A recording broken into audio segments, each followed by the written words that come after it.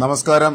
കഴിഞ്ഞ ദിവസത്തെ അതിശക്തമായ കാറ്റിലും മഴയിലും ചിതറ മധുരയിൽ താമസിക്കുന്ന ശ്രീ ബാലചന്ദ്രൻ പിള്ളയുടെ വീടിന് മുകളിലേക്ക് തെങ്ങ് ഉഴുതു വീഴുകയും വീടിൻ്റെ മേൽക്കൂര ഭാഗികമായി തകരുകയും ചെയ്തു. ഈ വീട്ടിൽ താമസിക്കുന്നത് ബാലചന്ദ്രൻ പിള്ളയും അദ്ദേഹത്തിൻ്റെ മകനും മരുമകളും 2 കുഞ്ഞു മക്കളുമാണ് ഈ വീട്ടിൽ താമസിക്കുന്നത്. ഇന്നലെ വൈകുന്നേരത്തോടെയായിരുന്നു ഈ സംഭവം ഉണ്ടായത്. ആളപായം ഒന്നും ഉണ്ടായിട്ടില്ല. വീട് ഭാഗികമായും തകർന്ന നിലയിലാണ് കാണാൻ സാധിക്കുന്നത്. ആളപായം ഒന്നും തന്നെ ഉണ്ടായിട്ടില്ല. മറ്റു കുഴപ്പങ്ങളൊന്നും ഇല്ലാതെ അത്ഭുതകരമായി വീട്ടിനുള്ളിലുള്ളവർ രക്ഷപ്പെടുകയായിരുന്നു.